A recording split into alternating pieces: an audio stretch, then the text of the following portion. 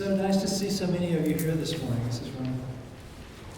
So what we're doing is on the first Sunday of the month when I'm here, I'm going to talk a little bit about the Dhammapada, which is one of the books that a lot of people, when they come to Buddhism early on, they find the Dhammapada. It's a collection of short verses, typically, that contain a lot of wisdom. And so we're going to go through these a few verses at a time. And one of the things that people ask me about a lot when they come to me for advice and guidance and that sort of thing is what to do with anger. And so I thought we could look a little bit today about how anger appears in the Dhammapada and see what wisdom is in there about how to react more skillfully when anger appears in our lives. So in Buddhism, anger is one of the three poisons, one of the three mental states that the Buddha considered very harmful to us. The other two are greed and delusion. So in other words, anger is a hindrance to our spiritual progress. And it creates a lot of stress for ourselves and for the people around us.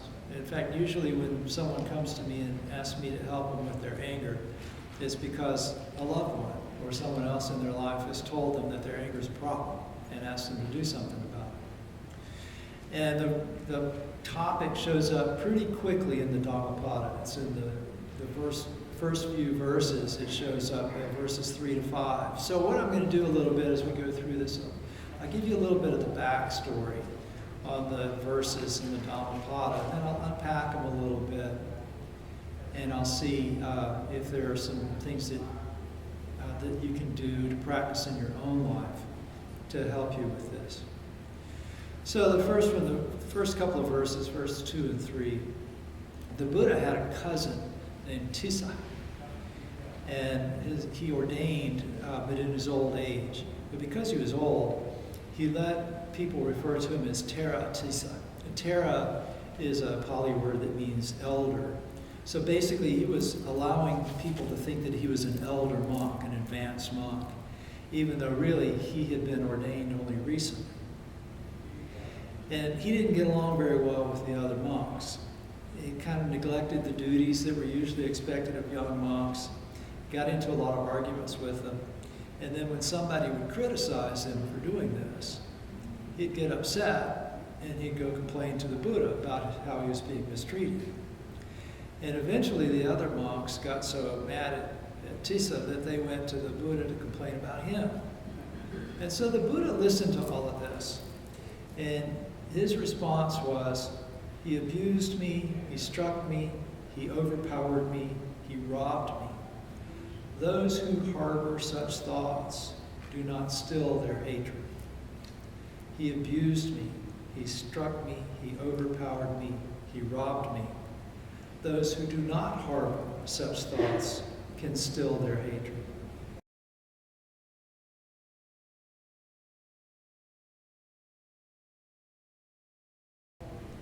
So think about this for a minute. Tissa would go to the Buddha and complain about other people. And then the other people would go to the Buddha and complain about him. No doubt both parties expected the Buddha to do something about the other people, right? But the Buddha went straight to the source of the anger, which is not the actions of another person. It's the workings of one's own mind. Those who do not harbor such thoughts still their hatred. So in other words, he didn't take sides in this. He didn't offer to defend anyone. He didn't offer to reprimand anyone or to try to fix any condition. He simply said, if you keep hanging on to these thoughts about wrongdoing, then you're going to stay angry. There's another interesting thing here too. The Buddha didn't tell anyone they shouldn't get angry. He didn't tell anybody they shouldn't have these angry thoughts. He simply said not to nurture them. And this is an important point. Anger is a very human emotion. It causes a lot of trouble, but it probably served a purpose when it evolved. We don't have a lot of control over its arising. There's a part of the brain that's highly reactive. It reacts even before we have a chance to think about what's happened. this is why if you're driving down the interstate on your way home and something falls off a truck in front of you, you're going to swerve and miss it, and not go, oh, something's fallen off this trunk in front of me. What should I do? Oh, I guess I should swerve and miss it. It just happens automatically because your senses go right kind of straight into this highly reactive part of your brain.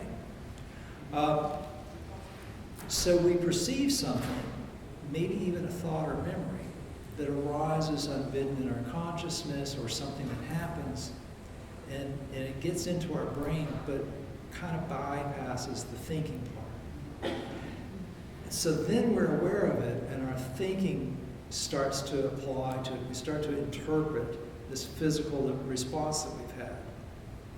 And so this is how we create anger. So we can't keep things from happening. We can't keep reacting to it, but we can affect how long and how much we add anger to it, to this reaction. So one of the problems with anger is that people kind of like to hang on to it. We may recognize it as a negative, unpleasant emotion, but yet we tend to cling to it. It occurred to me as I was thinking about this over the last couple of weeks, that, people will usually ask a minister or a psychologist or a psychiatrist, someone like that, for help with one of kind of three basic emotional areas: anger, anxiety, and depression. There are pills for anti-anxiety, and there are pills that are antidepressants. But as far as I know, there's no pills for anti-anger. Probably because nobody would take them. Because we kind of like that. We don't want somebody to fix our anger. We want somebody to fix the person that we're mad at.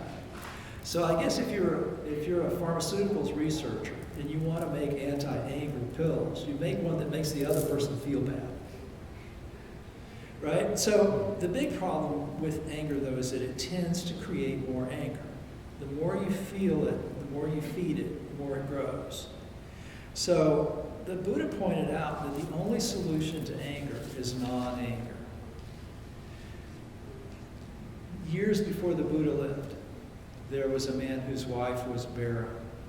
And so he took another younger wife. And after this younger wife became pregnant, the first wife did something to her, gave her some poison that caused her to miscarry, and then she died. So this started a feud that went on through many rounds of birth and death. So they were reborn as a hen and a cat, as a doe and a leopard, and so on. Until finally they were reborn as the daughter of a nobleman and an ogress. And so this is where the life where they met the Buddha. The daughter had a baby, and she came running to a monastery trying to escape this ogress that was after her. And the Buddha finally talked to both of them, and he told them about all this suffering that they'd been in. And he said that suffering would only cease if they could set aside their anger. He said, hatred is never appeased by hatred. It's appeased only by non-hatred. This is the eternal law.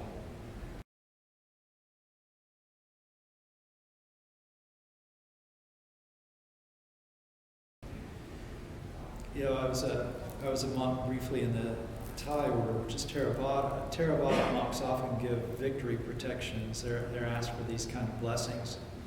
And there was a famous Thai monk named Ajahn Chah. And one time when he was asked for a victory protection, he said simply, conquer anger with non-anger. So that was the best protection that you could have, because if you can't calm your own heart, you're not going to win no matter what you do. And I think one of the reasons that people tend to want to hold on to their anger is that we want to win. Think about arguments you've had with your spouse, or conflicts that you've had with coworkers at work, and that kind of thing. You tend to keep going until you win. Even if you were to win all your battles, that's still not a protection against hatred. There's a verse that appears about 15 sections into the Dhammapada, where the Buddha is speaking about a king who had been defeated in battle by his own nephew. And he was so depressed and ashamed by this that he wouldn't get out of bed, and he was refusing to eat. He just was going to lay down and die. And hearing about this, the Buddha told his followers that both winning and losing cause suffering. As the conqueror becomes more filled with enmity, and the one who is defeated suffers pain and distress. It says, victory begets enmity, the defeated dwell in pain. Happily, the peaceful live, discarding both victory and defeat. So if you want to be happy, you have to give up ideas about winning and losing. And if you don't believe me, just think about your marriage or other relationships. But in other discourses, the Buddha compared anger to things like hurling a hot coal at someone or flinging dung at somebody. He says, yeah, you might cause them some embarrassment or some discomfort, but you're going to burn yourself or soil yourself in the process for sure. So how do you live peacefully without worrying about winning or losing? And if you give up the goal of winning, then what's the trade-off? In another verse, in verse 258, the Buddha observes this young couple who is excited about their wedding and starting their life together. And he recognizes that they had each reached a point in their spiritual progress where they were ready to become stream winners, which is kind of the first stage toward enlightenment. And so to help them along, he makes the bride invisible to the groom so that he will be undistracted for a little bit. He can pay attention to what the Buddha is saying. And once he's paying attention, the Buddha says, there's no fire like passion and no crime like hatred. There's no ill like the aggregates of existence and no bliss higher than the peace of nirvana.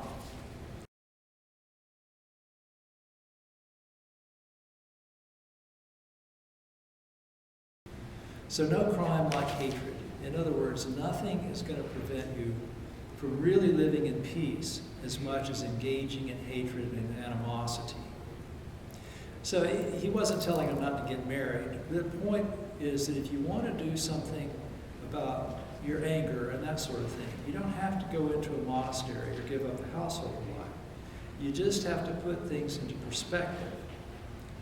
Hopefully, your life has purpose and meaning. And anger, ill will toward others, inevitably gets in the way of that higher purpose. So as Buddhists, we recognize that our higher purpose is realized through the cultivation of wisdom and compassion. And animosity is an obstacle to both of those.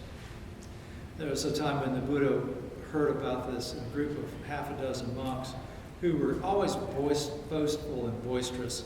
And one day, some novices were eating, and these 6 monks came in and started behaving generally badly and being disorderly and hostile toward these novices, and all the while declaring themselves to be the truly wise ones.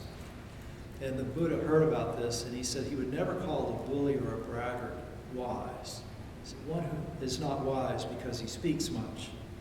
He who is peaceable, friendly, and fearless can be called wise.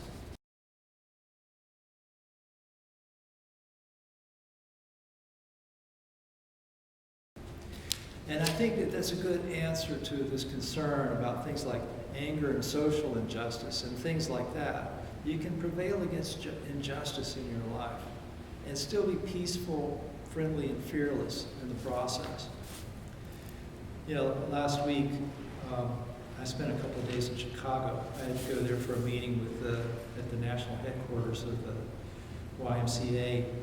And it was kind of auspicious because I was there on the 28th, and the 28th was my anniversary of my ordination with Bright Dawn Center for Oneness Buddhism. And so it was kind of nice to be there on my anniversary. And it got me thinking about Bright Dawn, where it came from. Bright Dawn is based on Japanese Buddhism, but it's considered non-sectarian American Buddhism now. And it was founded by a man named Reverend Gyomei Kabose, who was a Jodo Shinshu priest. And he founded the Buddhist Temple of Chicago. So Bright Dawn comes out of Chicago. And in 1941, as most of you know, the Japanese aircraft bombed Pearl Harbor, which is a U.S. Navy base in Hawaii.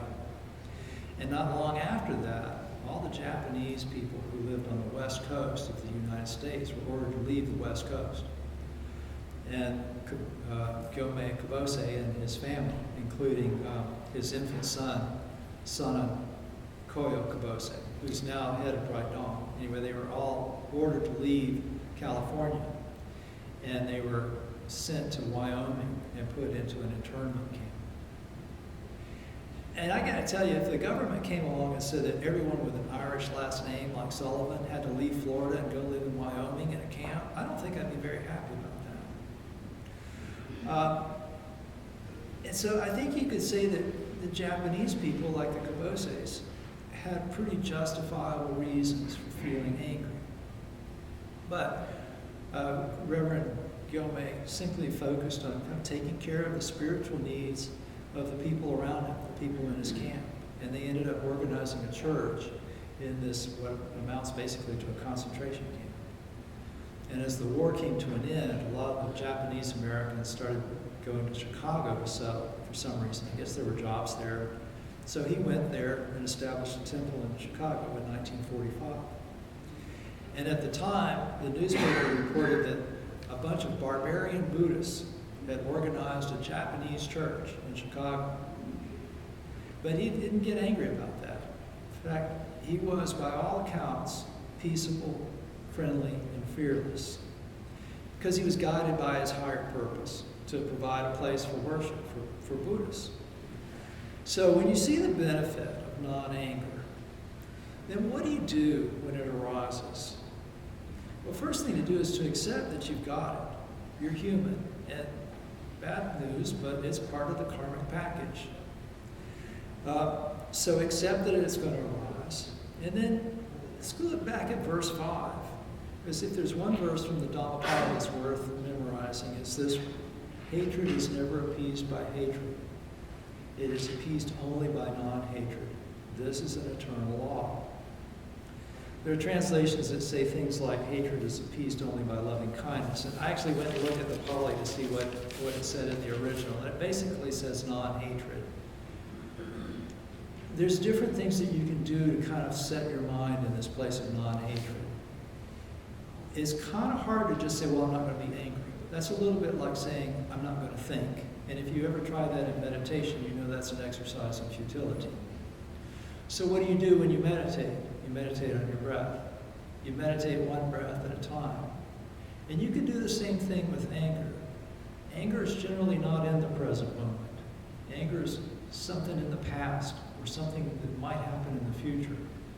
So if you take your life one breath at a time for a moment, that's generally going to ease the hook that anger has put into you. And then, yes, cultivate loving kindness. Recognize that you want happiness and everyone else wants happiness too. So it's very difficult to wish someone well and still have ill will toward them. Cultivate compassion. If you can really understand people well, then you recognize that the thing you're mad about really is their suffering being expressed in a way that is inconvenient to you. It's pretty much what it boils down to. So set your mind on those antidotes. Work on accepting people as they are, even if you don't accept what they do. You're like your adversary.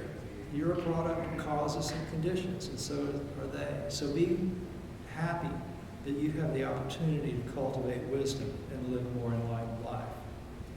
And cultivate gratitude. If you live your life recognizing the abundance that is available to you, and not just the material things that we enjoy in this country, but things like the spiritual community that's here to support you. When you set your mind on that, you have a lot fewer reasons for your mind to go to anger.